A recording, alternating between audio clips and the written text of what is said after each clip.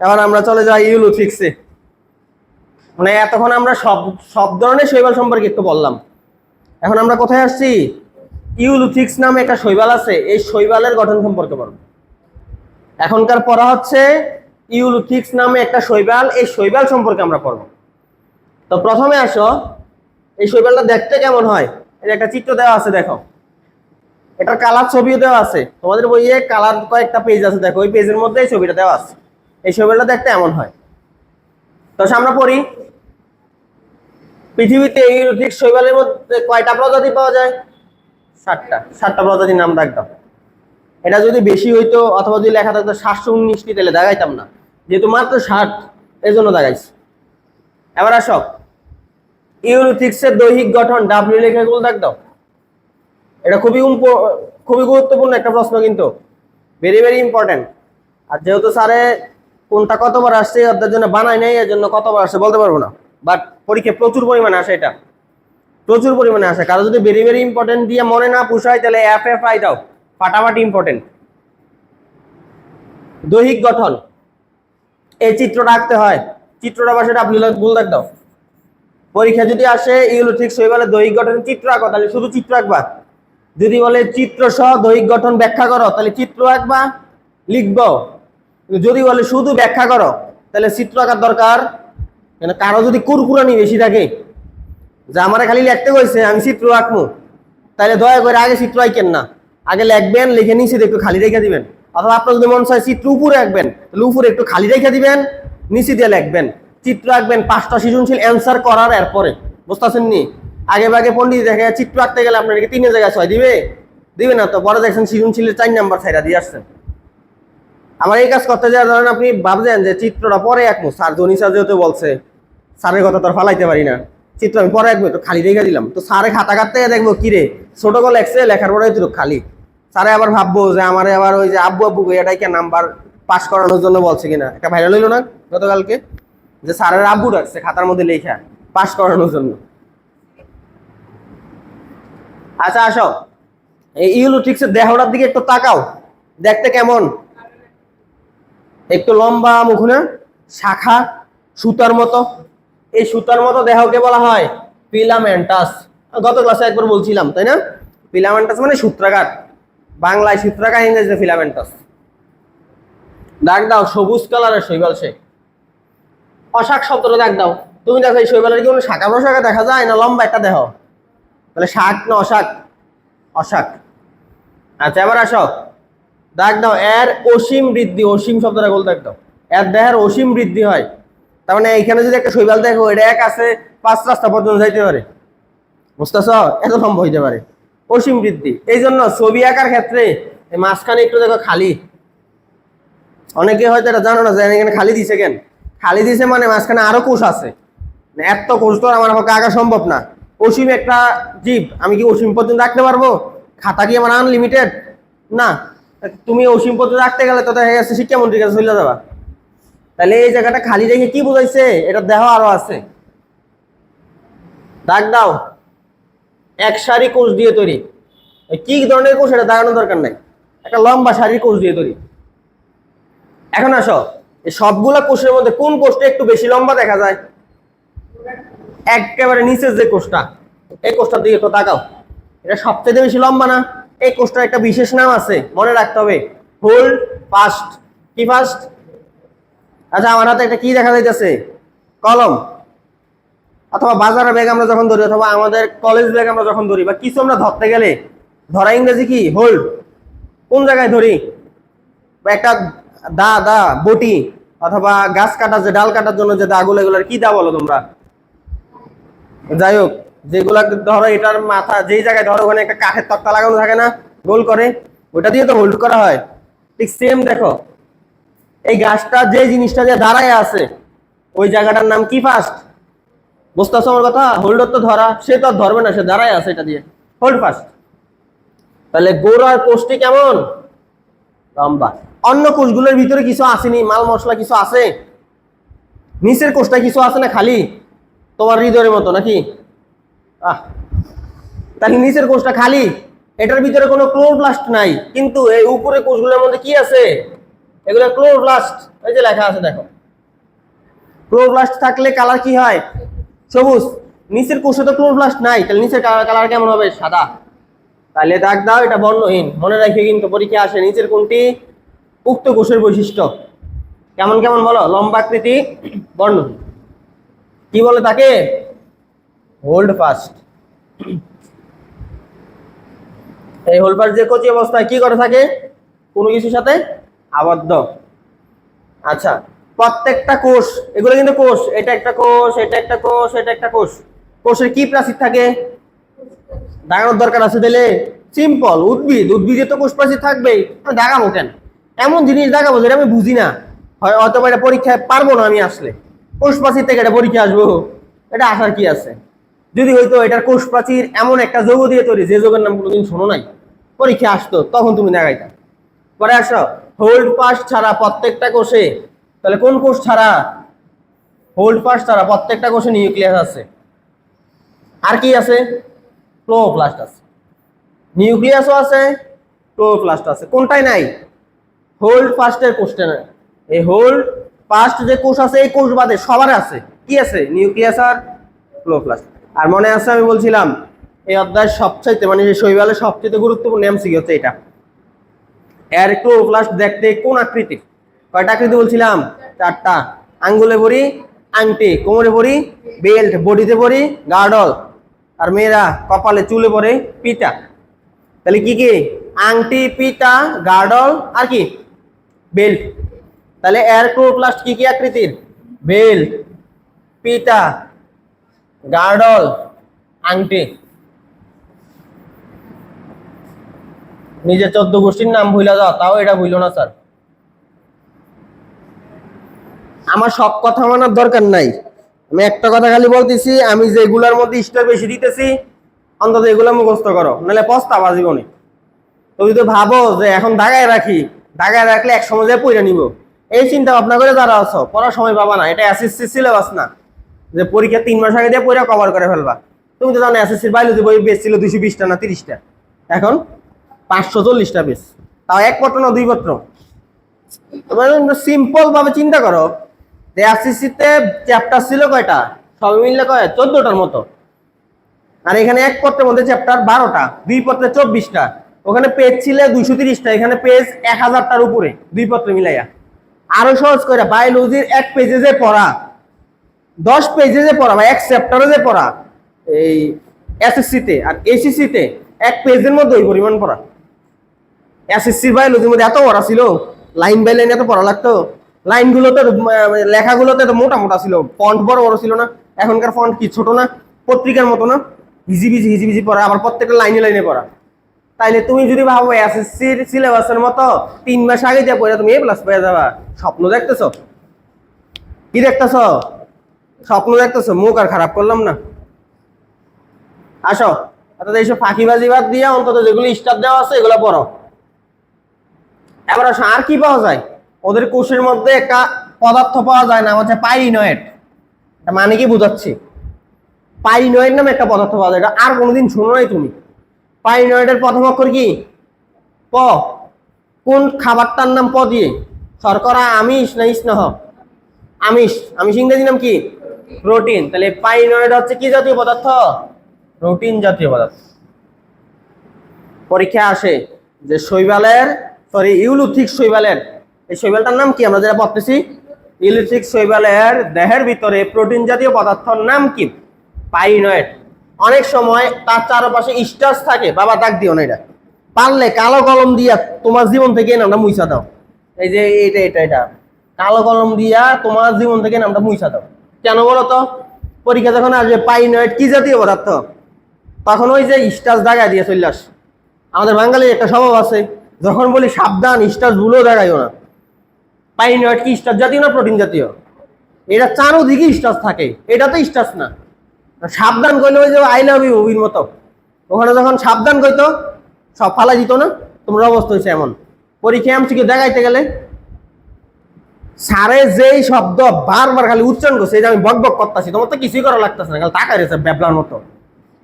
পরেও না কিছু না, আইতাছো দাগাইতেছো, কিছু কিছু দাগায়ও না, বইয়া থাকে। পরে নিয়ে বন্ধুর থেকে দাগায়। সব চিল্লানি তো আমি চিল্লাইতেছি। একটা শব্দ 4, 5, 10 বার করে উচ্চারণ করতেছি, তাও এটার কানে যা ঢুকে না। ভাবতাম যে এগুলো ব্রেন হয়তো দুর্বল, এখন এর কানেও সমস্যা, পুরো দেহেই সমস্যা। এতবার বলার পরে এগুলো কানে যা ঢুকে নাই। এই পাইনয়েড দেখাইছি না, অপশনে যখন দেখবো যে প্রিয়াঙ্কা অপশন পাইছে একটা, ওই প্রিয়াঙ্কা টাকা দিয়ে আসবো না, এমন অপশন যেটা জীবনও দেখে নাই, হাই হাই এটা মঙ্গল গ্রহের থেকে আবির্ভাব হয়েছে, এটাই উত্তর যেটা দিচ্ছে, কিন্তু এটা কোনোদিন শুনে নাই। এটাই তো করো তোমরা, একটা অপশন 4টা অপশন দিছে, 3টা অপশনে সারা জীবন শুনছে, একটা অপশন শুনে নাই, বলে এই প্রশ্ন এত কঠিন লাগতেছে, তাহলে নিশ্চয়ই কঠিন অপশনটাই উত্তর দেখা দিয়েছে। এবার আসো, ক্লোরোপ্লাস্টই কোষকে আংশিকভাবে অথবা সম্পূর্ণ দাগানোর দরকার নাই। হোল্ড ফাস্ট ছাড়া অন্য যে কোনো কোষ কিসে বিভক্ত হইতে পারে? কে পারে না? কে পারে না বাবা? কেন পারে না? এটার ভিতরে কিছুই তো নাই, নিউক্লিয়াসে নাই। কোষের মস্তিষ্ক কারে বলা হয়? তাহলে এই কোষের মধ্যে তো নিউক্লিয়াস নাই, এই জন্য এই কোষটা বিভাজন হইতে পারে না। কিন্তু অন্য প্রত্যেকটা কোষ বিভক্ত হইতে পারে। শেষ। বাংলাদেশ থেকে 3টা প্রজাতি পাওয়া গেছে, লাগবে না। টুকিটাকি জিনিস বুঝতে হবে, কিন্তু আন্দাজে দাগাইও না। কোনোদিন যদি এই প্রশ্ন পরীক্ষা আসে, তাহলে আইসা আমার বলবা স্যার আসছে, তুমি যতদিন পর্যন্ত আমার বেতন দিচ্ছ আমি সব দিয়ে দিব তোমার। আসবে না মানে আসবে না, আন্দাজে দাগাবা না কোনোদিন। পড়া যত কমাইতে পারে, এমনি পড়া বেশি, কিন্তু কিছু জিনিস আছে জীবন আসবো না। এই যে কোন এক স্যারে, আমি স্যারের ছোট করতেছি না, ওই স্যারে পড়ায় না, ওই স্যারে গেলে দাগায়। বড় বড় কোচিং সেন্টারে কয়টা বৈশিষ্ট্য আছে তোমরা জানো? ওরা প্রশ্ন করে একজন, পরীক্ষায় গার্ড দেয় আর একজন, খাতা দেখে একজন, তোমার পড়ায় আর একজন, বুঝতেছ? ওই বই দাগায় আর একজন, স্লাইড বানায় আর একজন। জানো তো এটা তোমরা? একজনে কি সব করে ওরা? না। যার কারণে কোচিং সেন্টারে দাগানো বই পড়তে গেলে বিপদ আছে।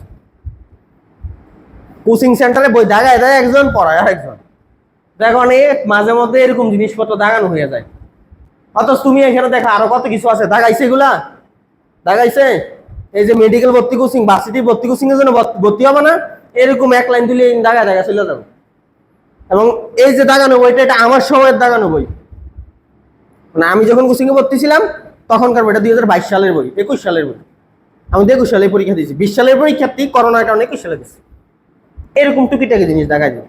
এই জন্য বলি এখন লাইন বাই লাইন পড়ার সময়, এখন ভালো করে পড়ো। ওই কোচিং এ ভর্তি হইয়া এক লাইন করে পড়াবে, বিশ্বাস এখন করবা না, তখন করবা। 20,000 দিয়ে যে ভর্তি হবা, হইয়া থাকবে এরকম একটু একটু করে দাগায় চলে গেছে। 2 ঘন্টার ক্লাসে 2 চ্যাপ্টার শেষ করে দিব, এক চ্যাপ্টার পুরো 2 ঘন্টার ক্লাসে শেষ, মাথার উপর দিয়ে যাবো। কারো যদি বিশ্বাস না হয়, ইউটিউবে এখন যাবা, 2 ঘন্টার ম্যারাথন ক্লাস আছে না, ওই যে আবার যারা এসএসসি পরীক্ষা দিতে আছে, 2 ঘন্টায় পুরো সিলেবাস শেষ। এমন যদি সম্ভব হইতো, তাহলে পোলাপান সারাদিন পড়াশোনা না করিয়া পরীক্ষার আগের রাতে 2 ঘন্টার ম্যারাথন ক্লাস করে গোল্ডেন পাইছে। এত সোজা, কোনো জায়গায় চান্স পাও এত সোজা?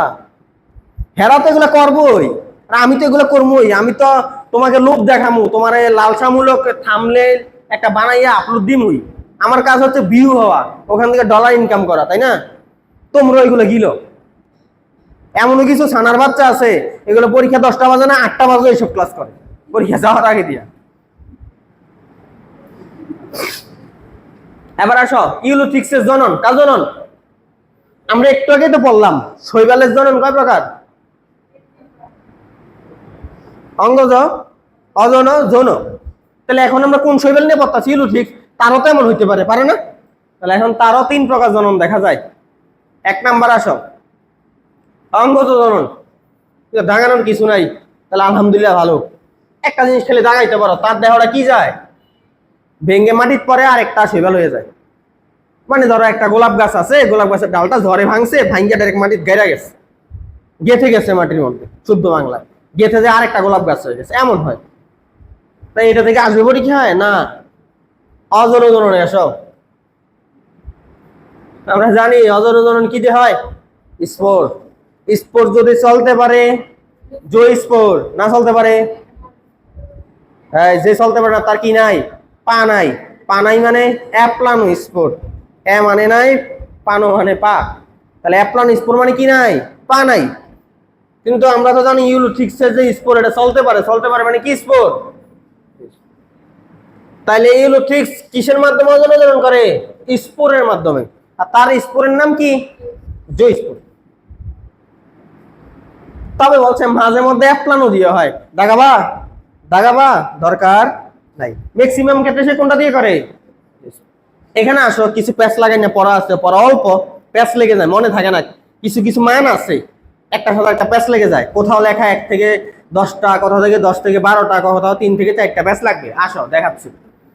জো স্পোর গুলো সাধারণত এই ওদের জো স্পোর চলাচল করতে পারে না, পারার জন্য চলাচল করতে কি লাগে? পা। ওদের পা কয়টা থাকে? 4টা। আমরা শৈবালে অজর যখন পড়ছিলাম, মনে আছে পা কয়টা ছিল? 2 থেকে 4টা। যখন বলবে ইউলোথ্রিক্সের পা কয়টা? 4টা। শৈবালের বললে কয়টা দেখাবা? মানে কোন কোন শৈবালে 2টা থাকে, কোন কোন শৈবালে 4টা থাকে। ইউলোথ্রিক্সের কয়টা থাকে? কঠিন লাগতেছে? লাগলে লাগুক, আমার কি। এখন জু স্পোর যেখান থেকে তৈরি হয় তার কি বলে? সিম্পল। জু স্পোর স্পোর যেখান থেকে তৈরি হয় তার কি বলে বলো তো? স্পোরাঞ্জিয়াম। জু স্পোর যেখান থেকে তৈরি হয়, আমি যেখান থেকে তৈরি হই। আচ্ছা, এবার আসো। একটু আগে যে ইলুট্রিক্স, একটু আগে কি এখানে তো ছবি আছে, এই ইলুট্রিক্সে কোষগুলো দেখছো, এই যে কোষ কোষ কোষ কোষ কোষ কোষ, বলো তো কোন কোষ থেকে স্পোর তৈরি হয়? সবগুলা থেকে, খালি একজন বাদে, নিচেরটা বাদে। এত কিছুই হবে না, বুঝতে পারছো তো? এত কি হবে? এত ভিতরে কিছুই নেই। তাহলে বলছে হোল্ড পাস ছাড়া বাকি যে কোনো কোষ থেকে জু স্পোর সৃষ্টি হয়। জু স্পোর কই থেকে তৈরি হয়? স্পোরাঞ্জিয়াম বা জু স্পোরাঞ্জিয়াম, একই কথা। এই একটা স্পোরাঞ্জিয়াম থেকে কয়টা জু স্পোর তৈরি হয়? 1 থেকে 32টা। এই যে শুরু হয়েছে নাম্বার, আমি বলছিলাম না কিছু নাম্বার প্যাচ লাগবে। এর আগে একটা কত পাইছো? 4। এখন কত পাইছো? 1 থেকে 32। শুরু তো হয়েছে মাত্র, আরো আছে। না আমার বলো বলো, ইউলোথ্রিক্সের জু স্পোরের পা কয়টা? 4টা। জু স্পোর কই থেকে তৈরি হয়? জু স্পোরঞ্জিয়াম, একটা থলি, এটার নাম হচ্ছে জু স্পোরঞ্জিয়াম। ওই থলির মধ্যে কয়টা জু স্পোর তৈরি হয়? 1 থেকে 32। এই দুইটা পারবা? ওকে, আবার আসো। এগুলো টাকায় জানা পাবো, এগুলো লাগবে না, লাগবে না, লাগবে না। আচ্ছা, এই প্রোটোপ্লাস্ট নাম শুনছো? প্রোটোপ্লাস্ট, প্রোটোপ্লাস্ট আরেক নাম কি? প্রোটোপ্লাজম। তো একটা কোষ যখন বিভাজন হয়, তখন কোষের প্রোটোপ্লাজমটা বিভাজন হয় না? কোষের সাইটোপ্লাজম, প্রোটোপ্লাজম, নিউক্লিয়াস সবই তো বিভাজন হয়। এখানে একটা কথা বলছে, ওদের একটা কোষ বিভাজিত হয়ে কয়টা প্রোটোপ্লাস্ট তৈরি করে? 32টা। এই যে একটা কোষ দেখছো না, এই কোষটা বিভাজিত হয়ে 32টা প্রোটোপ্লাস্ট তৈরি করে।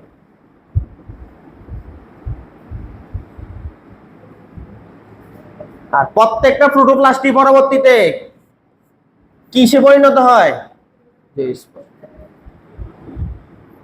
এই যে এই জন্যই তো কয়টা লেখা আছে, 1 থেকে কয়টা? ওদের একটা কোষ বিভাজিত হয়ে 32টা প্রোটোপ্লাস্ট তৈরি করে। প্রত্যেকটা প্রোটোপ্লাস্ট কি হয়ে যায়? জু স্পোর। এই জন্য তো লেখা আছে 1 থেকে 32। বুঝতে পারছো আমার কথা? তাহলে ওদের কয়টা জু স্পোর তৈরি হয় একটা কোষ থেকে? 1 থেকে 32টা। আচ্ছা, এবার আসো, ওদের জু স্পোর আবার 2 প্রকার। একটা হইতাছে ছোট আকৃতির, আরেকটা হইতেছে বড় আকৃতির। এই ছোটকে আমরা বায়োলজির ভাষায় কি বলি? মাইক্রো। আর বড়কে বায়োলজির ভাষায় কি বলি? ম্যাক্রো। তাহলে ওদের ক্ষুদ্রাকৃতির যে স্পোর গুলা, এগুলাকে আমরা বলি মাইক্রোজো স্পোর। আর বড় আকৃতির যে স্পোর গুলা, এগুলোর নাম হচ্ছে মেগাজো স্পোর।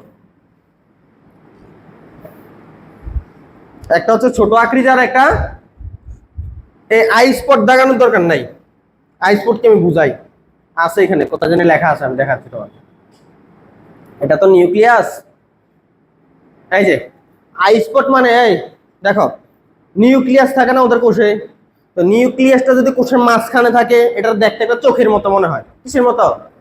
এটা আমার চোখের দিকে তাকাও, যে মাঝখানে যে কালো বলটা দেখা যায়, যে মনে হয় না এটা চোখের একটা নিউক্লিয়াসের মতো? চোখের মনি কয় না এটারে? কি কয়? মনি মানে কি? কেন্দ্র। কেন্দ্র মানে কি? নিউক্লিয়াস। স্বাভাবিকভাবে না? তো এই কোষটার দিকে একটু তাকাও, এর নিউক্লিয়াসটা কই থাকে? আবার এর নিউক্লিয়াসটা কই আছে একটু? তাহলে কারো ক্ষেত্রে আই স্পট মাঝখানে, কারো ক্ষেত্রে একটু সাইডে। এগুলো পরীক্ষা আসবে না, এগুলো দেখানোর দরকার নেই স্যার। মেইন কি, ওদের জু স্পোর কয় প্রকার বলো? ছোট আকৃতির। আর ছোট আকৃতির জু স্পোরে একটা জু স্পোরাঞ্জিয়াম থেকে টোটাল 8 থেকে 32টা জু স্পোর তৈরি হয়। 8 থেকে কয়টা? আমরা জু স্পোর কয়টা তৈরি হয় বলছিস? 1 থেকে 32। এখন আবার কয়টা হয়ে গেছে? আর বড় আকৃতির ক্ষেত্রে একটা জো স্পোরাঞ্জিয়াম থেকে 1 থেকে 4টা তৈরি হয়। আমি একটা সহজ করে বলি, আমার কাছে 500 টাকা আছে, আমি 5 জনকে দিব, প্রত্যেকজন কত করে পাবে? আমি 50 জনকে দিব, কত করে বাবা? 10। তাহলে আমি যখন বেশি সংখ্যক মানুষকে দিতে যাব তা কি পরিমাণ পাবে? অল্প। আর যখন কম সংখ্যক মানুষকে দিব তখন কি পরিমাণ হবে? বেশি। ঠিক সেম, যখন জো স্পোর গুলো ছোট ছোট তৈরি হয় তখন জো স্পোর কয়টা তৈরি হয়? 8 থেকে 32। আর যখন জো স্পোর বড় বড় তৈরি হয় তখন কয়টা তৈরি হয়? তাহলে এখানে সর্বনিম্ন কয়টা আছে? একটা। আর সর্বোচ্চ কয়টা? তো দুইটার এক লগে মিলাইলে কত হইল? বুঝছ? না বুঝলে চকলেট খাও। ওদের জো স্পোর গুলা দেখতে কোন আকৃতির বল দেখো? নাশপাতের। আমি আবার বলি, যারা এখনো বুঝো না স্পোর মানে কি, গুগলে অথবা চ্যাটজিপিটি জিজ্ঞেস করো স্পোর মানে কি। স্পোর মানে একটা দানা, বিন্দু, সরিষার দানা। বোঝানোর জন্য বলতে সরিষার দানা, চোখে দেখবাই না, এটা একটা কোষ। কথা হচ্ছে না, মাটিতে পড়লে গাছ হয়ে যায়। স্পোর মানে কি? মাটিতে বললে কি হয়ে যায়? শুকনো মাটিতে বললে গাছ হয়? ডিম্বাণু মাটিতে বললে গাছ হয়? শুকনো ডিম্বাণু মিলন করতে হয়, এরপরে গাছ হয়। কিন্তু স্পোরের কোনো মিলন লাগে, মাটিতে বললে গাছ হয়ে যাবে। মানুষ হবে না কিন্তু আবার, মানুষের কোনো স্পোর থেকে জন্ম হয় না, মানে প্রাণীর কিন্তু কোনো স্পোর নাই। স্পোর কার হয়? উদ্ভিদের। কাদের হয়?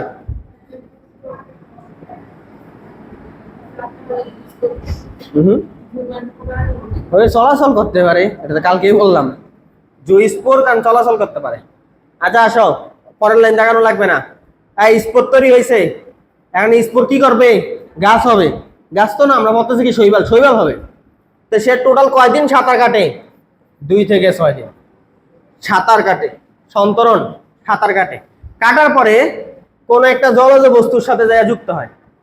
এই স্পোরের মাথাটা যাইয়া ধরো সে কোথায় সাঁতার কাটে? আসমানে। আসমানে। সে কি কুষ্টিয়ার পাতা খাইয়ে আসমানে উঠতেছে? না, সে কোথায় সাঁতার কাটবে? পানিতে। পানিতে সাঁতার কাটতে কাটতে ধরো পানির মধ্যে একটা বাঁশ আছে, এই বাঁশের সাথে লেগে যায়। পানিতে একটা কচু গাছ আছে, কচু গাছের সাথে লেগে গেল। পানিতে একটা পাতা পাইছে, পাতার সাথে মাথাটা লাগাই ফেলে। এটাই বলছে যে কোনো একটা জলজ বস্তুর সাথে আবদ্ধ হয়, তারপরে ধীরে ধীরে সে বড় হয়, বিভাজন হয়, নতুন করে কি হয়ে যায়? একটা ইউলোথিক শৈবাল হয়ে যায়। কঠিন লাগছে বেশি? কঠিন লাগলে পড়ো না, শেষ। মানে যেই, এই তোমার আমি বলি একেবারে পৃথিবীর সবচাইতে কঠিন পড়া ধরো, বায়োলজির কঠিন পড়া সহজ করার একটা উপায় কি? পড়ার দরকার নাই, ভাত। এটা যেটা কঠিন লাগবে ভাত পড়তাম না, সেটা সহজ হয়ে গেছে। এবার আসো, এখানে কিছু কথাবার্তা বলছে যৌন জননের আগে দিয়ে। বাবারে বলো তো, অ্যাপ্লান স্পোর পড়াইছি না পড়াই নাই? একাইনিটি পড়াইছি না পড়াই নাই? পড়াইছি। হিপনি স্পোর পড়াইছি না পড়াই নাই? আগের ক্লাসে পড়াই ফেলছি, তাহলে আমার আর দাগানোর দরকার নাই। প্রচুর পরিমাণে সঞ্চিত খাদ্য সম্মিলিত যে স্পোর জীব তার প্রতিকূল অবস্থা অতিক্রম করে তাকে কি স্পোর বলে? এটারই আরেক নাম কি ছিল মনে আছে? মনে আছে? মনে আছে? যখন একটা স্পোর পা নাই তার নাম কি? অ্যাপ্লান স্পোর। ওই যে লেখা আছে, যাদের পা নাই তাদেরকে কি বলি আমরা? আগের পেজে পড়ছি। কারণ পা না থাকার কারণে ওরা প্রতিকূল পরিবেশে তার চারিদিকে একটা কি আবরণ তৈরি করে? পুরো আবরণ তৈরি করে। তখন তার নাম কি হয়ে যায়? হিপনি স্পোর। এই হিপনি স্পোরের আরেক নাম রেস্টিং স্পোর। সে আবরণ তৈরি করে একটা জায়গায় লুকিয়ে থাকে। মানে সে ব্যাকটেরিয়ার ক্ষেত্রে বলছিলাম, ব্যাকটেরিয়া যখন দেখে প্রতিকূল পরিবেশ তখন সে তার চারদিকে একটা আবরণ তৈরি করে, তখন ব্যাকটেরিয়ার নাম হয়ে যায় অ্যান্ডোস্পোর। এইভাবে সে 80 বছর পর্যন্ত বাঁচতে পারে। একটা ব্যাকটেরিয়া যদি তুমি আগুনের মধ্যে দিয়ে দাও সেখানেও সে মরবে না, এমনও করতে পারে সে। তো এটাকে বলছে রেস্টিং স্পোর। সে তখন আর কিছু করে না, লুকিয়ে বসে থাকে। আর একটা সহজ করে বলি, মানে এই ভিডিও যদি কেউ দেখে পরবর্তীতে 10 বছর পরে আমার বিপদ হইতে পারে। ধর আওয়ামী লীগ এখন কি করে আছে? লুকাইয়া আছে, যখন সুযোগ পাবে তখন ঢুকবে, এর আগে ঢুকবে? তা আওয়ামী লীগ এখন রেস্টিং স্পোরে আছে। আরো সহজ কোনো এক্সাম্পল লাগবো? লাগবো?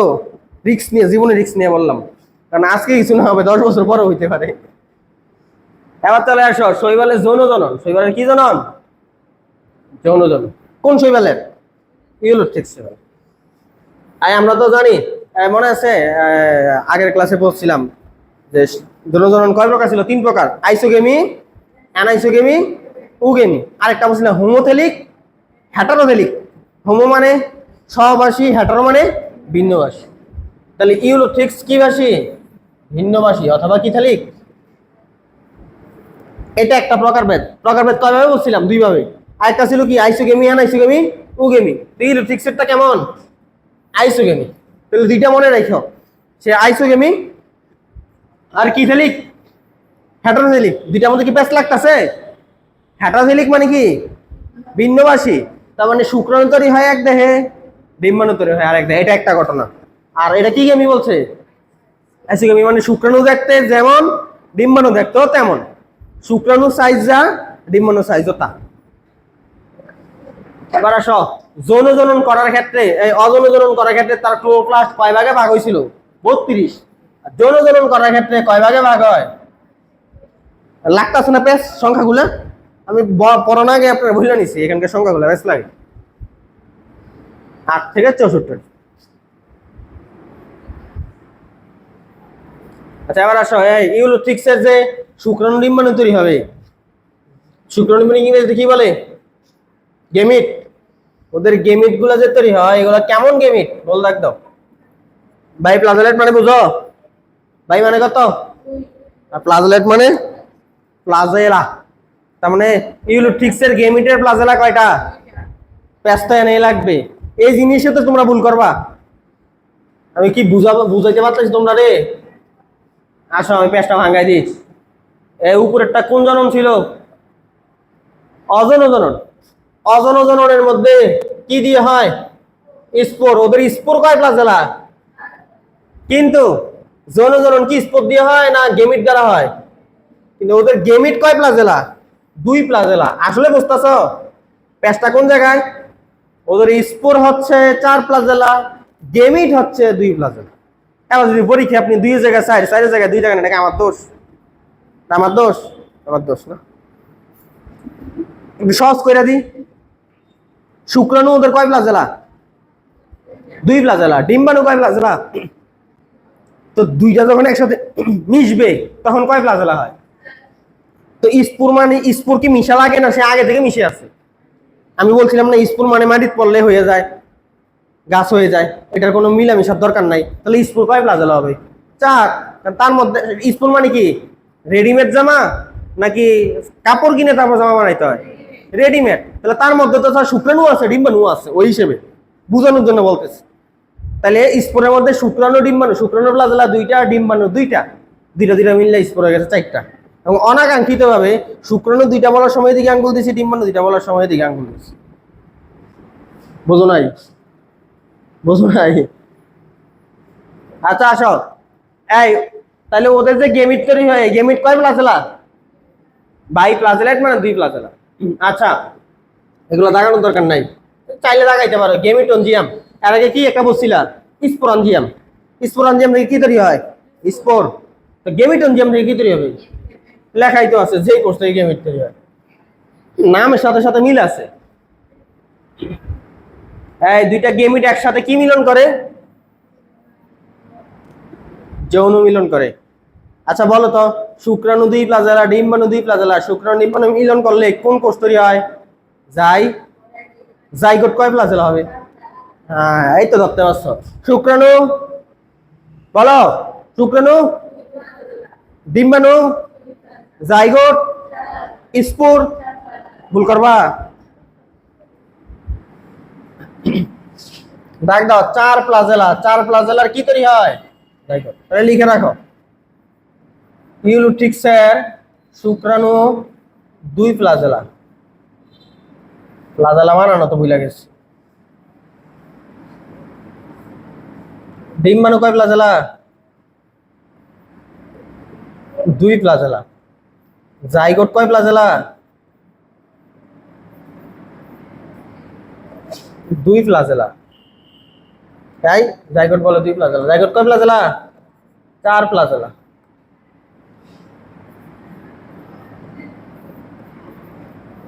আবার স্পোর কয় প্লাজেলা? স্পোরও 4 প্লাজেলা। এটা কর্নারে লিখে রাখো, অন্তত ভুলে গেল পরীক্ষার আগে পড়তে গেলে একটু চোখে পড়বে। কারো তো চোখে সমস্যা থাকে, আমার দোষ নেই।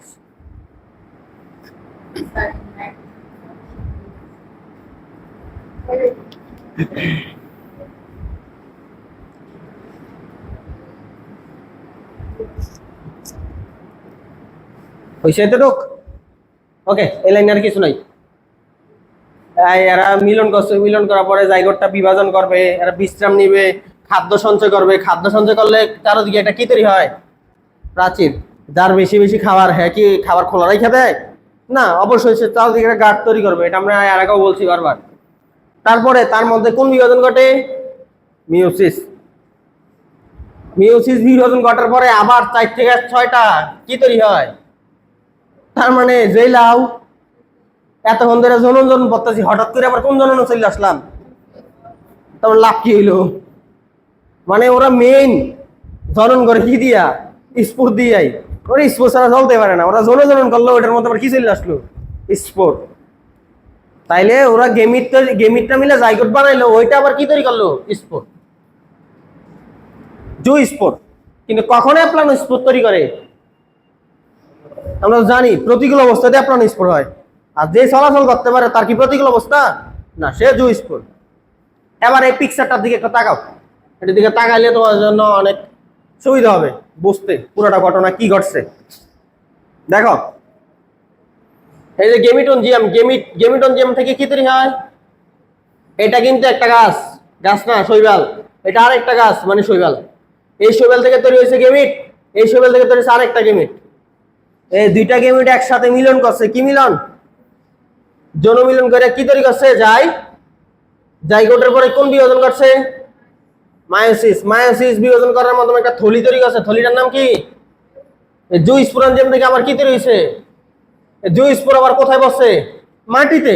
মাটিতে বরাবর শৈবাল হয়ে গেছে। তার মানে ওরা যৌন জনন কে একা করতে পারে না, যৌন জনন অযৌন জনন দুটো মিশাইয়া করে। এই জায়গাটা কি? এই জায়গাটা কি যৌন জনন অযৌন জনন? স্পোরের মাধ্যমে অযৌন জনন না। তাহলে ওরা যৌন জননটা মূলত অযৌন জননের সাহায্যে করে। একই কথাই বলে। ওকে, গেল। এবার আগে লাস্টের জায়গায় চলে আস। শৈবালের পড়া কিন্তু শেষ। এরপর একটা পড়ায় আছে শৈবালের অর্থনৈতিক গুরুত্ব। শৈবালের কি গুরুত্ব? আমি তোমাদের থেকে 8 মিনিট চেয়ে নিলাম, কারো কোনো সমস্যা হবে? আসলে কি সমস্যা হচ্ছে? 8 মিনিট, এখানে 3 মিনিট, আর 5টা 5 বাজতে আরো 5 মিনিট, 8 মিনিট আমি শৈবাল শেষ করে দিতেছি। তোমরা যদি ধৈর্য ধরে বসো, শৈবাল শেষ হয়ে যাবে। ঠিক আছে? ওকে, এই এখানে আসো। ইউলোথ্রিক্সের জীবন চক্র হচ্ছে হ্যাপ্লন্টিক। কি লন্টিক? হ্যাপ্লন্টিক। দেখাইছো? বুঝাচ্ছি আমি, আপাতত দেখাও। ইউলোথ্রিক্সের জীবন চক্র হচ্ছে হ্যাপ্লন্টিক। আরেকটা নাম আছে, আমি দেখাই, নিচের দিকে আছে, দেখো, ডিপ্লন্টিক। এই যে নিচের দিকে ডিপ্লন্টিক। জীবন চক্র 2 প্রকার উদাহরণ পাইলাম আমরা, একটা হ্যাপ্লন্টিক, একটা ডিপ্লন্টিক। বুঝাইতেছি আমি, একটু ওয়েট করো। জীবন চক্র কয় প্রকার আছে? Haplontic, diplontic. হ্যাপ্লন্টিক মানে কি? বহুকোষী গেমেটোফাইটিক যৌগের সাথে এককোষী স্পোরোফাইটিক যৌনক্রম। বহুকোষী গেমেটোফাইটিক যৌগের সাথে এককোষী কি? স্পোরোফাইটিক যৌনক্রম। এটা মানে কি? দাগান হইলে বলো, এবার আমি বুঝাই। একটু আগে যে চিত্রটা দেখাইছিলাম, এই চিত্রটার মধ্যে কি গেমিট ছিল না স্পোর ছিল, না দুইটাই ছিল? তোমাদের কথা তোমরাই বলো, কয়টা জিনিস ছিল? গেমিটই ছিল। এখন বলো, গেমিটটা যে তৈরি হয়েছে ছোট্ট কোনো জিনিস থেকে তৈরি হয়েছে না একটা শৈবাল থেকে তৈরি হয়েছে? এই শৈবালটা কি একটা কোষ না অনেকগুলা কোষ?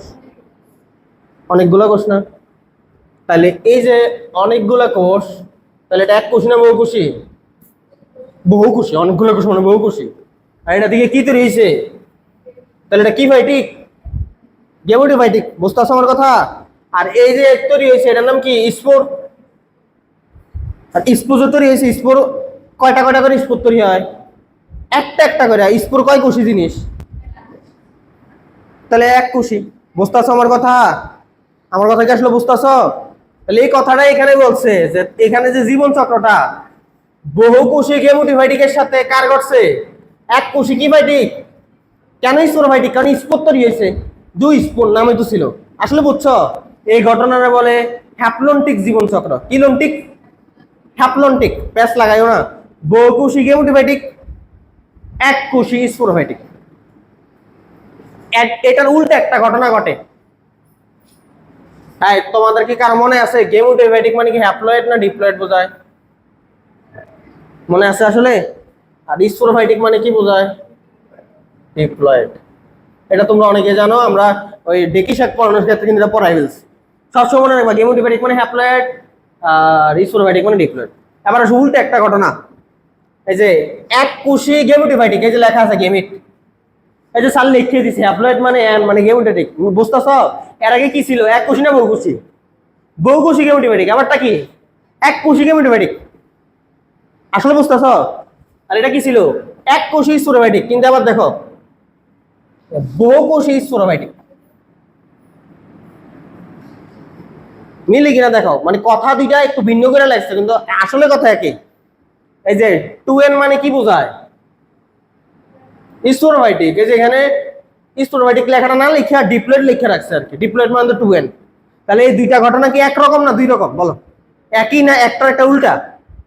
একটার উল্টা। এটারে কয় হ্যাপ্লন্টিক, এটারে কয় ডিপ্লন্টিক। এদের কি তফাৎ? ওকে, একটা পড়া আছে পরীক্ষা আসে এমসিকিউতে, পামেলা দশা। কি দশা?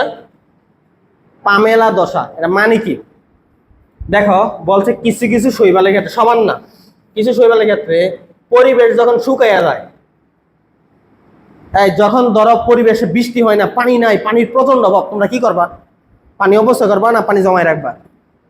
পানি জমাবা। ঠিক সেম কিছু কিছু শৈবাল পরিবেশ শুকিয়ে গেলে সেটা তার চারদিকে একটা জিলাটিনের আবদ্ধ আবরণ তৈরি করে। তার চারদিকে কিসের আবরণ তৈরি করে? জেলাটিন অথবা জিলাটিন। এই দশাটারে বলে পামেলা দশা। যতদিন এই আবরণটা তৈরি করে রাখে তারে কি দশা বলে? ধরো তোমার কাছে অনেক টাকা পয়সা, তুমি অনেক উড়াইতেছো, এক সময় দেখবো উড়াইতে উড়াইতে টাকা পয়সা শেষ।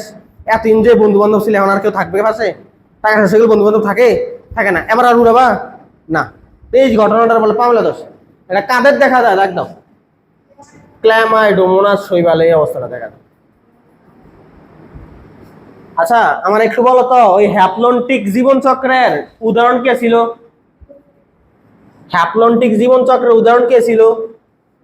তাহলে ডিপ্লন্টিক জীবন চক্রের উদাহরণ মনে রাখতে হবে না? ডিপ্লন্টিকের দুইটা উদাহরণ আছে, দেখ দাও, ফুকাস আর সারগাসম। ফুসকা না কিন্তু, হ্যাঁ, ফুকাস আর সারগাসম। এই অধ্যায়ের লাস্ট পড়া, সেটা হচ্ছে শৈবালের অর্থনৈতিক গুরুত্ব। এটা পড়লে শৈবাল শেষ। আচ্ছা, এবার চলে আসো শৈবালের অর্থনৈতিক গুরুত্ব। এটা দিয়ে মূলত আমাদের শৈবালের টপিকটা শেষ। তো একটা জিনিস সবসময় খেয়াল রাখবা, অর্থনৈতিক গুরুত্ব মানে দুইটা টপিক, একটা হচ্ছে উপকারী দিক আর একটা হচ্ছে অপকারী দিক। তো পরীক্ষায় অর্থনৈতিক গুরুত্ব বললে আপনাকে ওই জিনিসটার উপকারী দিকও লিখতে হবে, ওই জিনিসটার অপকারী দিকও লিখতে হবে। যদি বলে উপকারী দিক তাহলে শুধু উপকারী দিক, আর যদি বলে অপকারী দিক তাহলে শুধু অপকারী দিক। তো দেখি আমরা শৈবালের উপকারী দিক কি কি আছে। এটা ডাব্লিউ লিখেবল দাগ দিয়ে রাখেন, এটা রিটেনে আসবে। এক নম্বর পয়েন্ট, আমরা জানি বায়ুমণ্ডলের 60% সালোক সংশ্লেষণ করে এই শৈবাল। আর আমরা জানি সালোক সংশ্লেষণের মাধ্যমে কার্বন ডাইঅক্সাইড ব্যবহার হয়, খাদ্য আর অক্সিজেন তৈরি হয়। তাহলে সে কি করে? বায়ুমণ্ডলে অক্সিজেন যোগ করে। তাহলে তার সবচাইতে উপকারী দিকে, শব্দটা দেখান, সবচাইতে উপকারী দিকে হচ্ছে অক্সিজেন। এবং কত ভাগ লেখা আছে দেখেন, সে টোটাল সালোক সংশ্লেষণের 60% করে থাকে। আর বায়ুমণ্ডলে যে পরিমাণ অক্সিজেন ত্যাগ হয় তার মধ্যে শতকরা 20 ভাগ কার থেকে আসে? শৈবালের মাধ্যমে। দেখো পরীক্ষা যদি আসে টোটাল সালোক সংশ্লেষণের কত ভাগ শৈবাল করে, তাহলে 60%। আর যদি বলে টোটাল অক্সিজেন কত পার্সেন্ট আসে, তাহলে অ্যান্সার হবে 20%। প্যাস লাগানো যাবে না কিন্তু। আচ্ছা, তারপরে চলে আসো 2 নম্বর পয়েন্ট, মাটিতে মুক্ত নাইট্রোজেন সংরক্ষণ। দেখো নাইট্রোজেন কিন্তু একটা খুবই গুরুত্বপূর্ণ পদার্থ উদ্ভিদের জন্য। আমরা জানি উদ্ভিদের দুই ধরনের পদার্থ লাগে, মাইক্রোমূল ও ম্যাক্রোমূল। এগুলোকে বলা হয় উদ্ভিদের অত্যাবশ্যকীয় মূল। এর মধ্যে নাইট্রোজেন হচ্ছে একটা ম্যাক্রোমূল, মানে যেটা বেশি পরিমাণে লাগে উদ্ভিদের। তো এই নাইট্রোজেনটা একটা গ্যাসীয় পদার্থ। গ্যাস জিনিসটা কই থাকে? বায়ুমণ্ডলে। এখন এই গ্যাস জিনিসটা যদি মাটিতে থাকতো তাহলে গাছের কি সুবিধা হইতো? গাছ এই জিনিসটাকে মাটি থেকে শোষণ করতে পারত। এই জন্য একটা সার দেওয়া হয়, ইউরিয়া সার, নাইট্রোজেন জাতীয় ইউরিয়া সার। এখন ইউরিয়া সার যেমন গাছের উপকার করে, তেমন মাটির ক্ষতি করতে পারে। সার অতিরিক্ত ব্যবহার করলে, তোমরা জানো নাইট্রোজেন জাতীয় সার অতিরিক্ত প্রয়োগ করলে জলজ যে প্রাণীরা আছে তাদের ক্ষতি হয়। তো এই শৈবাল যেটা করতে পারে, মাটির মধ্যে ওই যে মুক্ত যে নাইট্রোজেনটা এটা ধরে রাখতে পারে, আটকায় রাখতে পারে, যার কারণে আমাদেরকে নাইট্রোজেন সার কম প্রয়োগ করা লাগে। তো এমন শৈবাল কারা কারা আছে? এক্সাম্পল নস্টক, অ্যানাবিনা আর ওলোসিরা। ওলোসিরা, তাহলে তিনটা নাম, নস্টক, অ্যানাবিনা, ওলোসিরা। এরা কি করে? মাটিতে নাইট্রোজেন সংবর্ধন করে। নাইট্রোজেন সংবর্ধন করলে মাটির উর্বরতা কিভাবে বৃদ্ধি পাবে? সার প্রয়োগ কমে যাবে। এটা একটা একদম। আরেকটা বলছে ধানের জমিতে এজোলা হলে, এজোলা কি শৈবালের নাম? এগুলো কিন্তু মনে রাখতে হবে, এক্সাম্পল পরীক্ষা আসবে। এজোলা সব গাছের জন্য করে না, খালি ধান গাছের জন্য। মানে যেই জমিতে ধান আছে সেই জমিতে যদি এজোলা শৈবালটা থাকে, সেই এজোলা শৈবাল ধান গাছের জন্য নাইট্রোজেন সংবর্ধন করে, আর এই শৈবালগুলো সব গাছের জন্য করে। এবার চলে আসে 3 নাম্বার, পরিবেশ দূষণ রোধ। দেখো শৈবাল কি করে? কার্বন ডাইঅক্সাইড গ্রহণ করে, গ্রহণ করার মাধ্যমে শর্করা তৈরি করে। তো শর্করা যে তৈরি করে, সে কার্বন ডাইঅক্সাইড যে গ্রহণটা করে, কার্বন ডাইঅক্সাইড একটা কি, এটা কিন্তু ভালো জিনিস না, এটা একটা খারাপ জিনিস, তোমরা জানো এটা একটা দূষক পদার্থ। তো শেষ বিপুল পরিমাণে সমুদ্রের বিপুল পরিমাণ শৈবাল বিপুল পরিমাণ কার্বন ডাইঅক্সাইড বায়ুমণ্ডল থেকে গ্রহণ করে ফেলে। আর এই গ্রহণ করলে কি হয় স্যার? দূষক পদার্থটা পরিবেশ থেকে কমে যায়, পরিবেশের মধ্যে একটা গুরুত্বপূর্ণ পদার্থ অক্সিজেন ত্যাগ করে। এইভাবে সে টোটাল কত ভাগ সার সংশ্লেষণ করে থাকে? 60 ভাগ। এটা আমরা একবার বলছিলাম। তো 3 নম্বর পয়েন্ট, সে কি করে? খাদ্য তৈরি করে। আমরা জানি যারা খাদ্য তৈরি করে ওদেরকে কি বলা হয়? উৎপাদক। দেন হচ্ছে বায়োফুয়েল অথবা বায়োফুয়েল। বায়োফুয়েল তৈরি, ফুয়েল মানে কি? জ্বালানি। তারপরে তার মাধ্যমে বর্তমানে জ্বালানি তৈরি করা যায়। দেখো বায়োফুয়েল অথবা বায়োডিজেল হিসেবে বর্তমানে শৈবালকে বাছাই করা হয়েছে, এই জন্য বর্তমানে ওকে বলা হচ্ছে সেকেন্ড জেনারেশন বায়োফুয়েল, মানে বর্তমান যুগের বায়োফুয়েল হিসেবে ওকে আখ্যায়িত করা হচ্ছে। কোন শৈবালকে এই কাজে ব্যবহার করা হচ্ছে? যে জ্বালানি তৈরি কাজে। বট্রিক অক্কাস ব্রাউনি, স্টার দিয়ে রাখো, এমসিকিউতে আসবে যে কোন শৈবালের মাধ্যমে বর্তমানে বায়োফুয়েল তৈরি করা হয়। বট্রিক অক্কাস ব্রাউনি। আর কাটা আরো তাদেরকে চেষ্টা চলতেছে, তাইলে এটা আমাদের দাগানোর দরকার নেই। দেন চলে আসো, আর কি পয়েন্ট আছে? গোয়েন্দা, এগুলো কিন্তু উপকারী দিক। গোয়েন্দা সাবমেরিনের অবস্থান। দেখো তোমরা জানো যে একটা লোহা জাতীয় পদার্থ অথবা কাঁচ জাতীয় পদার্থ অথবা যাই বলো না, পানির মধ্যে ফেলে একটা, সেটা কিন্তু শৈবাল জমা হয়। ঠিক সেম ধরো বাংলাদেশের সমুদ্র সৈকতের মধ্যে, সমুদ্র সৈকত না মানে বাংলাদেশের যে সমুদ্র সীমানা আছে, সীমানার মধ্যে যদি অন্য কোনো দেশ, ভারত বা অন্য কোনো দেশ যদি কোনো সাবমেরিন বসে কোনো কিছু গবেষণা করে বা গোয়েন্দাগিরি করে, সেটা ধরার জন্য শৈবাল ব্যবহার করা যায়। কেন? কারণ ওই যে শৈবালটা যাইয়া ওই সাবমেরিনের মধ্যে যে বসবাস শুরু করবে, সাবমেরিনে শৈবালের ঘনত্ব থেকে বোঝা যায় যে এখানে কিছু একটা আছে, যে জায়গায় শৈবালটা বেশি বসবাস করতেছে নিশ্চয়ই ওখানে কিছু একটা আছে। তাই গোয়েন্দা সাবমেরিনের অবস্থা নির্ণয় করা যায় কিভাবে? সেটা দেখো নীলাভ সবুজ শৈবালের মাধ্যমে। কোন শৈবাল দিয়ে কাজটা করা হয়? নীলাভ সবুজ শৈবাল। কিভাবে করে? দেখো নীলাভ সবুজ শৈবালে পাইকোবিলিন প্রোটিন নামে একটা রঞ্জক কণিকা আছে, রং পাইকোবিলিন প্রোটিন। রংটা কেমন প্রোটিন? যে পাইকো ইরিথ্রিন, ইরিথ্রিন মানে লাল রং, আর পাইকো সায়ানিন, সায়ানিন হচ্ছে নীল রং। এটা হচ্ছে লাল রং, এটা হচ্ছে নীল রং। তাহলে দুইটা রং আছে, রঞ্জক। এই রঞ্জক গুলা কি করে? দৃশ্যমান আলোর বাইরের আলোক রশ্মি শোষণ করতে পারে। আমরা জানি আমাদের আলোক রশ্মিকে 7 ভাগে ভাগ করা হয়েছে। দেন এর মধ্যে একটা ভাগ হচ্ছে দৃশ্যমান আলোক রশ্মি, এটারে আবার 7 ভাগে ভাগ করা হয়েছে। এই দৃশ্যমান আলো যেগুলো আমরা দেখি নর্মালি, লাল, নীল, সবুজ, হলুদ, বেনিয়া সহ কলা, এগুলা বাদে অন্য যে আলো আমরা দেখতে পাই না, সে আলোগুলো সে শোষণ করতে পারে। তো পানির নিচে গোয়েন্দা সাবমেরিন হতে, গোয়েন্দা সাবমেরিন থেকে কিন্তু অদৃশ্যমান আলো মানে যেগুলো আমরা দেখতে পাই না, সেই আলোগুলো বিকিরিত হয়, আর এগুলো এই শৈবালরা গ্রহণ করে ফেলে। বিকিরিত রশ্মি এরা শোষণ করে নেয়। এই শোষিত রশ্মির পরিমাণ থেকে আশেপাশে গোয়েন্দা সাবমেরিন অবস্থান জানা যায়। আচ্ছা দেন 7 নম্বরে সমুদ্রে মাছের অবস্থান। দেখো যেখানে শৈবাল বেশি সেখানে খাবার বেশি, শৈবালকে খাবার হিসেবে মাছেরা গ্রহণ করে। মানে শৈবাল যেখানে বেশি সেখানে মাছ জাল পাতা হলে সেখানে বেশি পরিমাণে মাছ ধরা যায়। তাহলে সমুদ্রে মাছের অবস্থান নির্ণয় ক্ষেত্রে আর কিছু লাগবে না। 8 নম্বর মাটির বয়স। তোমরা নাম শুনছো কিনা জানি না, ডায়াটম শৈবাল। ডায়াটম শৈবালের কার্বন ডেটিং করে মাটির বয়স নির্ণয় করা যায়। একটা মাটি, এটার বয়স কত হয়েছে? এই যে তোমরা জানো বাংলাদেশের যে ভূপ্রকৃতিটাকে 3 ভাগে ভাগ করা হয়েছে, প্লাইস্টোসিন কালের, সোপান, তারপরে হচ্ছে আমি ভুলে গেছি সমতল ভূমি, এরকম 3 ভাগে টোটাল ভাগ করা হয়েছে। মাটির বয়স নির্ণয় করা যায় কি দিয়ে? দাগ দাও, ডায়াটম খোলস দিয়ে। ডায়াটম শৈবালের কার্বন ডেটিং করে, কার্বন ডেটিং পদ্ধতিতে আমাদের মাটির বয়স নির্ণয় করা হয়। এবার আসো ডেটিং মানে বয়স, তারিখ। আচ্ছা এবার দেন আসে মানুষের খাদ্য। শৈবালকে কিন্তু খাবার হিসেবে গ্রহণ করা যায়। এক্সাম্পল কি দিছে? আলবা ল্যাকটোকা, এটাকে মানুষ খাদ্য হিসেবে গ্রহণ করে। আরেকটা বলছে ক্লোরেলা, সবুজ কালারের যে শৈবালটা, এটা নাকি ভিটামিন সমৃদ্ধ শৈবাল, স্টার্টিয়া। আচ্ছা, মানুষ যেহেতু খাইতে পারে, পশু তো খাইতে পারবে এটাকে, তাই না? তো পশু খাদ্য হিসেবে কোনটা? এই তিনটা নাম দিচ্ছে, দাগানোর দরকার নেই, খালি পয়েন্টটা মনে রাখো। পশু খাদ্য, এই তিনটা এক্সাম্পল আসবে না পরীক্ষায়। 11 নম্বর পয়েন্ট, শৈবাল থেকে বর্তমানে ন্যানো ফিল্টার তৈরি করা হচ্ছে। ফিল্টার তো নাম শুনছো তোমরা, তাই না? ন্যানো ফিল্টার মানে কি? যে ফিল্টার খুবই সূক্ষ্ম জিনিসও ফিল্টার করতে পারে, খুবই ক্ষুদ্র ক্ষুদ্র জিনিসগুলো ফিল্টার করতে পারে। তো ন্যানো ফিল্টার বা ছাঁকনি হিসেবে কোন শৈবালকে, এটা খুবই গুরুত্বপূর্ণ পয়েন্ট, এমসিকিউতে আসে। পীতপোরা শৈবালকে বর্তমানে ন্যানো ফিল্টার হিসেবে ব্যবহার করা হয়। এমসিকিউতে আসবে কোন শৈবালকে ন্যানো ফিল্টার হিসেবে ব্যবহার করা হয়? পীতপোরা।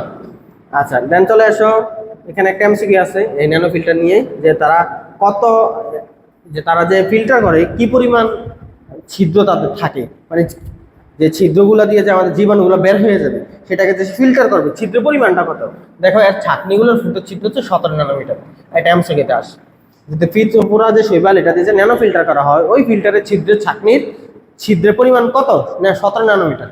শেষ। এরপরে এখানে আর কিছু নাই, এগুলো আর লাগবে না। লাস্ট করা সেটা হচ্ছে শৈবালের অপকারী দিক। শৈবালের উপকারী দিক যেমন আছে, শৈবালের অপকারী দিকও আছে। অপকারী দিক মূলত কম, অল্প কয়েকটা। 1 নাম্বার পয়েন্ট, ওয়াটার ব্লুম, পানিতে বুদবুদ তৈরি হয়। তোমরা দেখবা অনেক পানির মধ্যে শৈবাল হয়ে পানির কালার একবারে সবুজ হয়ে যায়, উপরে একটা আস্তরণ তৈরি হয়ে যায়, এই জিনিসটাকে বলে ওয়াটার ব্লুম। তখন পানির মধ্যে অক্সিজেনের পরিমাণ কমে যায়, মাছ মারা যায়। দেখো, পুকুর বা জলাধারে পুষ্টির পরিমাণ বেড়ে গেলে, পুষ্টি যখন বেড়ে যায়, তখন একটা শৈবালের পরিমাণ বেড়ে যায়, নীলাভ সবুজ শৈবাল। এটাকে আমরা কি নামে রাখি তোমরা জানো? সায়ানোব্যাকটেরিয়া নামে রাখি। এই ঘটনাটাকে বলা হয় ওয়াটার ব্লুম, ওয়াটার ব্লুম। আর এটা হলে পানি কি হয়ে যায়? দূষিত হয়ে যায়, ওই পানি আর ব্যবহার করা যায় না। তো এই নীলাভ সবুজ শৈবালের উদাহরণ কি? ডাক দাও। ওসিটালোরিয়া, নস্টক, মাইক্রো অথবা মিক্রোসিস্টিস, এই তিনটা উদাহরণ হচ্ছে নীলাভ সবুজ শৈবাল। এগুলা কি সৃষ্টি করে? Water Bloom. এমসিকিউতে আসবে, নিচের কোন শৈবালটি ওয়াটার ব্লুম সৃষ্টি করে? 2 নাম্বার, উদ্ভিদের কিছু রোগ সৃষ্টি করে। একটা গাছ, একটা শৈবালের নাম ডাক দাও, এটা এমসিকিউতে আসবে। সেফালোরিয়াস বিরেসেন্স। এই শৈবালটা চা, কফি আর ম্যাগনোলিয়া গাছের রোগ সৃষ্টি করে। এমসিকিউতে আসে, চা, কফি, ম্যাগনোলিয়া গাছের রোগ সৃষ্টি করে কোন শৈবাল? 3 নাম্বার, মাছের রোগ সৃষ্টি করে। এগুলো এক্সাম্পল আসবে এমসিকিউতে। ওইডুগুনিয়াম, এটা মাছের ফুলকা রোগ, এটা প্রচুর পরিমাণে আসে। মাছের ফুলকা রোগ সৃষ্টি করে কোন শৈবাল? ওইডুগুনিয়াম। দেন লাস্ট 2টা পয়েন্ট, স্থাপনার ক্ষতি আর হচ্ছে রাস্তাঘাট পিচ্ছিল করে। দেখো, দেয়ালে শৈবাল যদি অতি পরিমাণে জন্মায়, কোনো একটা দেয়াল শৈবাল জন্মাইয়া দেয়ালটা একদম পিচ্ছিল করে ফেলছে, তাহলে দেয়ালটা নষ্ট হয়ে যাবে। তাহলে দেয়ালের ক্ষতি করতে পারে, স্থাপনার ক্ষতি করতে পারে, আর কি? রাস্তাঘাট পিচ্ছিল হয়ে যায়। রাস্তাঘাট পিচ্ছিল হলে কি? তুমি পিচ্ছিল খেয়ে পরে তোমার একটা দুর্ঘটনা হতে পারে, তোমার কোনো একটা ফ্র্যাকচার হতে পারে, দুর্ঘটনা করতে পারে সহজ কথায়। এই কথাগুলো, এগুলা দাঁড়ানোর পিছনে। তার মাধ্যমে আমাদের শৈবাল হইল। আশা করি তোমরা এই 3টা ক্লাসের মাধ্যমে উপকার হয়েছো। নেক্সট ক্লাসে আমরা ছত্রাক নিয়ে শুরু করবো, অ্যান্ড দেন ছত্রাক শেষ হলে আমরা এই চ্যাপ্টার লাস্ট পড়া লাইকেন নিয়ে শুরু করবো। এরপরে আমরা পরবর্তীতে অন্য আরেকটা চ্যাপ্টারের ভিডিও নিয়ে অবশ্যই ক্লাস নেব। সেই পর্যন্ত সবাই ভালো থাকো, সুস্থ থাকো, খোদা হাফেজ।